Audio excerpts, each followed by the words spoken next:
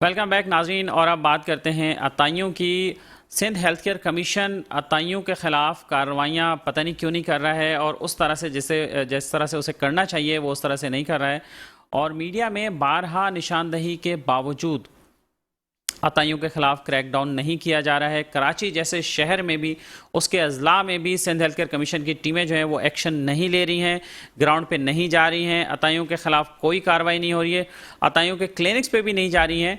और हमारे ज़राए ने हमें बताया है कि सिंध हेल्थ केयर कमीशन के जो एहलकार हैं उन्होंने कुछ जगहों पर टारगेटेड मनपसंद कार्रवाइयाँ ज़रूर की हैं, जहाँ पर दिखावे के लिए कुछ क्लिनिक सील किए हैं, और उसके बाद अगले दिन 2 दिन 4 दिन बाद, कुछ ही दिन के बाद वो दोबारा से खोल भी दिए गए हैं। और एक और तशवीशनाक बात यह है कि जो अताई हैं उन पर सिंध हेल्थ केयर कमीशन की नवाजिशें जारी हैं। उनके जो एहलकार हैं डिस्ट्रिक्ट सेंट्रल में, डिस्ट्रिक्ट वेस्ट में, वहाँ वो कार्रवाइयाँ नहीं कर रहे हैं, और जिसकी वजह से अताइयों के हौसले मज़ीद बुलंद हो गए हैं। और ग्राउंड से ये रिपोर्ट्स आ रही हैं, जिसकी वीडियोज़ भी हम आपको स्क्रीन पर दिखा रहे हैं, आपको थोड़ी देर में नज़र आ जाएंगी, कि वहाँ पर जो अताई हैं उन्होंने पहले एक दुकान ली, एक शटर लिया, वहाँ से अपनी दुकानदारी शुरू की, और उसके बाद अब नौबत यहाँ तक आ गई है कि वो एक से दूसरा क्लिनिक, दूसरे से तीसरा क्लिनिक बना रहे हैं। और कई अताई ऐसे हैं जिन्होंने अभी रिसेंट पिछले कुछ हफ्तों में क्लिनिक से अस्पताल बना लिया है, और वहाँ पर अस्पताल बन रहे हैं अताइयों के। तो आप देखिए कि इसका ज़िम्मेदार कौन है, किसको ज़िम्मेदार ठहराएं। सिंध हेल्थ केयर कमीशन ही एक अथॉरिटी है बाय लॉ जो एम्पावर्ड है, जो इस तरह की एक्शन कर सकती है। तो अगर उसके एहलकार इन अताइयों के ख़िलाफ़ एक्शन नहीं ले रहे हैं तो इसका क्या मतलब है। हम इस हवाले से बात करेंगे। हमें पाकिस्तान मेडिकल एसोसिएशन के सीनियर रहनुमा जनाब डॉक्टर मिर्ज़ा अली अज़हर साहब ने टेलीफोन लाइन पर ज्वाइन किया है। अस्सलाम वालेकुम डॉक्टर मिर्ज़ा साहब। कैसे आप खैरियत से हैं? जी मैं बिल्कुल ठीक हूँ अल्हम्दुलिल्लाह। मिर्ज़ा साहब, महंगाई से वैसे तो सब लोग ही परेशान हैं, सब तंग हैं, लेकिन अताइयों का कारोबार खूब चल रहा है और क्लिनिक से अस्पताल बनाने पे आ गए हैं वो लोग। हाँ, बिल्कुल सही कहा आपने। और जो आपने अपने इंट्रो में जो मतलब ये गुजारिशात की हैं, बहुत ही मतलब मैं इससे एग्री करता हूँ आपसे बिल्कुल। लेकिन इसमें 2-3 चीज़ें बहुत ही मुख्तसर वक्त है, इसलिए कि ये तो ऐसा टॉपिक है कि इसके ऊपर काफ़ी लंबी गुफ्तगू होनी चाहिए, बहुत ज़्यादा इसके ऊपर कहा और सुना जाए। लेकिन अब चूंकि वक्त बहुत कलील है तो मैं 2-3 बातें आपकी गुज़ार करूँगा। एक तो वो बातें हैं कि जो आपने अभी कही अपने इसमें, मैं इससे एग्री करता हूँ, इसमें कोई चीज़ ऐड नहीं करनी है। लेकिन दूसरी बात यह है कि एक तो हमारे यहाँ जो मसला है कानून की अमलदारी नहीं है। अगर आप सड़क पे चलने से लेके, और ये बिल्डर माफिया जो काम करती है, और जो हमारे जो ताजिर बरादरी जिस तरीके से सड़कों के ऊपर अपनी दुकानदारियां आधी आधी सड़कें घेर के कर रही होती है, ये इंतजामिया की मदद से और इंतजामिया की छतरी के बगैर मतलब उनकी लाकानूनियत, और हमारी जो ट्रैफिक पुलिस है उसकी जो मतलब जिस तरीके से आप ट्रैफिक की वो देखते हैं, वो ट्रैफिक पुलिस की मतलब की वजह से सारी की सारी लाकानूनियत पूरी शहर में आपको हर वक्त नजर आती है। तो यही मतलब लाकानूनियत का सिलसिला जो है वो, जैसा आपने कहा कि हेल्थ केयर कमीशन की बुनियादी जिम्मेदारी है कि इसको तारीख को ख़त्म करे, उसके एक्ट में लिखा हुआ है, कानून के अंदर लिखा हुआ है, लेकिन एक उसके ऊपर वो इस तरह से अमल नहीं करते।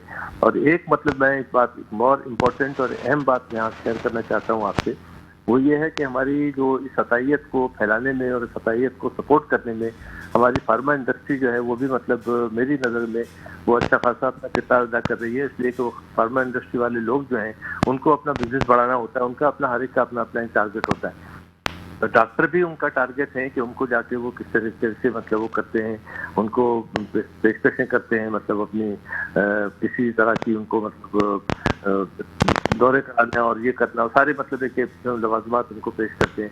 लेकिन अताई जो होते हैं वो उनका सॉफ्ट टारगेट होते हैं कि उनको जाके वो सिर्फ वही मतलब बताते हैं कि जो मतलब अताई की काम की जरूरत होती है, और उसको ये कहते हैं कि भाई आप ये दवाएं इस्तेमाल करें, और उसके नतीजे में फिर ये कि उनको सपोर्ट किया जाता है, और वहाँ से उनको ठीक ठाक बिजनेस जो है वो उनके अपने टारगेट पूरे तो डॉक्टर मिर्ज़ा साहब, यहाँ पर एक बात और आपसे पूछना चाहूँगा कि ये जो आपने फार्मास्यूटिकल वाला फैक्टर बताया बड़ा इंपॉर्टेंट फैक्टर है, तो एक ये भी तो एक बड़ी वजह है कि अताई ज़रूरत हो ना हो एंटीबायोटिक्स लिख लिख के जो है ना वो ड्रग रजिस्टर कर देते हैं मरीजों को। वो हर मरीज को मतलब एंटीबायोटिक लगती है, बल्कि कि आपको जो जूनियर डॉक्टर्स अस्पतालों में काम कर रहे होते हैं, इन लोगों ने अब ये टारगेट करना शुरू किया है कि जूनियर डॉक्टर्स को जाके कहते हैं कि भाई आप इतने इंजेक्शन रोज के लगाओगे तो आपको इतने पैसे, मतलब शाम को जब आप घर जाएंगे तो आपको इससे आपको कमीशन दे दिया जाएगा। ये भी मेरे इल्म में ये बात आई, और बहुत ही अफसोसनाक बात है कि हमारा जूनियर डॉक्टर है जिसको मतलब है कि अभी सीखना है, आगे बढ़ना है और आगे मतलब आदमी 10-20 साल के बाद जाके ये सारे का सारा बोझ जो है जो हमसे ऊपर शिफ्ट होगा तो ये लोग उठाएंगे।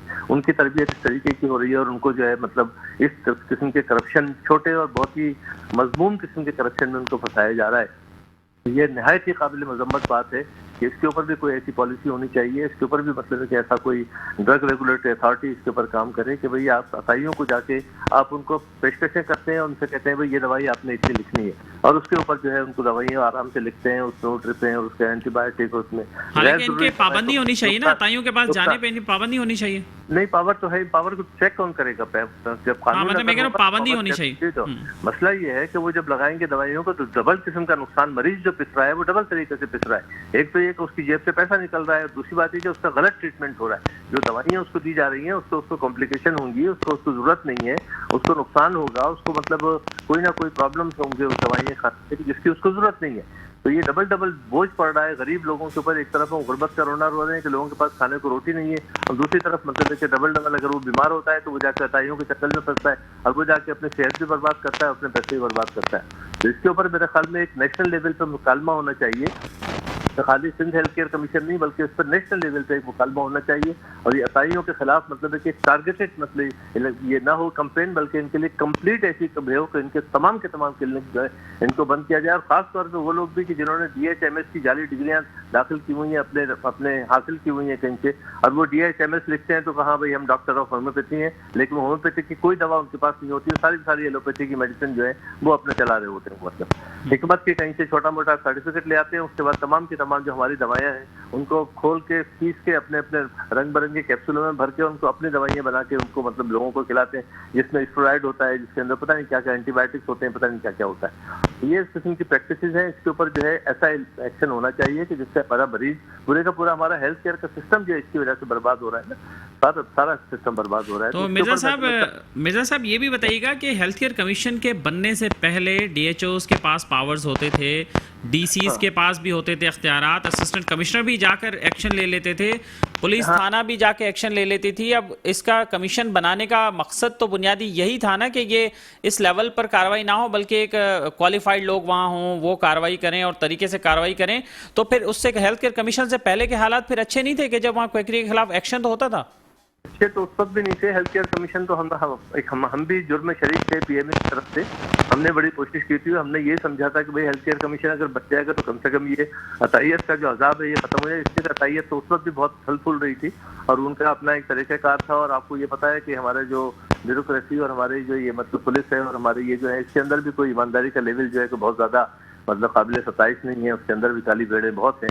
और वो जाके मतलब एक ठेले वाले से 50 रुपए लेके और मतलब शाम को पुलिस वाला चला जाता है तो उसकी आप क्या मतलब उसकी इंटेग्रिटी है, उसकी क्या है? आप पूरे शहर के अंदर आप देखते हैं कि जो आपकी सड़कें हमारे और आपकी चलने की हैं उसके ऊपर लोगों ने अपने चाय के बड़े बड़े मतलब है कि वो लगा रखे हैं, मतलब चाय खाने बना रखे हैं उन्होंने, अपने कबाब और रोटी और बंद कबाब पता नहीं क्या क्या बिक रहा है। आपको चलने का रास्ता नहीं है और उनकी दुकानदारियां फ्लश कर रही हैं और 100-200 लोग जो है रात के 2 बजे तक बैठे हुए खाना खा रहे होते हैं। ये हमारे कमिश्नर और हमारे कमिश्नर साहिबान क्या मतलब उनकी जिम्मेदारी नहीं है? हमारे पुलिस थाने जो मतलब जिस इलाके का पुलिस थाना क्या उनकी जिम्मेदारी नहीं है कि इनको जाके जिन्होंने सड़कें घेर के लोगों को मतलब परेशान कर रहे हैं इस तरीके से इनसे जाके करें?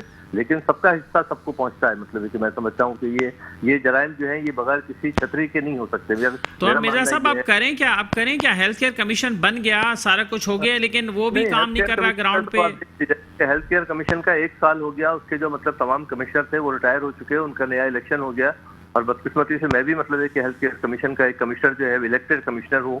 और उसके बाद इस प्रोसेस को चलाया क्या गया, इस प्रोसेस को मतलब है कि इसको डिले किया गया।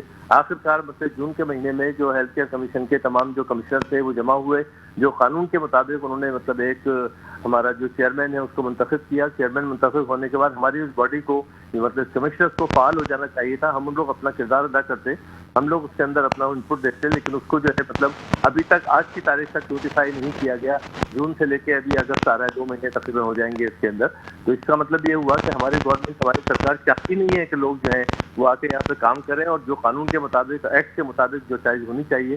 तो टोटली हेल्थ केयर कमीशन इस वक्त गैर कानूनी तरीके पे चल रहा है, बिल्कुल उसके अंदर कोई इसकी अथॉरिटी नहीं है। कोई सिर्फ ये कि वो लोग जो वहाँ पे डायरेक्टर और डिप्टी डायरेक्टर और फला अपने अपने ओहदों पर बैठे हैं उनको मतलब है कि hefty किस्म की जो है मतलब है कि तनख्वाहें मिल रही हैं और वो अपनी मनमानियां कर रहे हैं, उनके ऊपर कोई चेक एंड बैलेंस नहीं है ना। नहीं, मतलब अब तो मिर्जा साहब सूरत हाल ये है कि अगर पब्लिक कंप्लेन भी करे जाके तो डीसी, एसी वेसी, डीएचओ तो अपनी जान छुड़ाते हैं, वो तो भाई हेल्थ केयर कमीशन बना हुआ है वहाँ जाएं, हाँ, और हेल्थ केयर कमीशन वहाँ आता नहीं है ग्राउंड पे। वाले अव्वल तो मतलब आप हेल्थ केयर कमीशन में जब लोग जाते हैं तो किसी ऐसे आदमी का आप इंटरव्यू करें कि वो अपनी कुछ शिकायत लेके हेल्थ केयर कमीशन गया हो और उसको वहाँ पर रिसेप्शन कैसे दिया गया हो, आपको पता चल जाए कि हेल्थ केयर कमीशन किस तरीके से लोगों को डील करता है वहाँ, मतलब ये भी आपको पता चल जाएगा।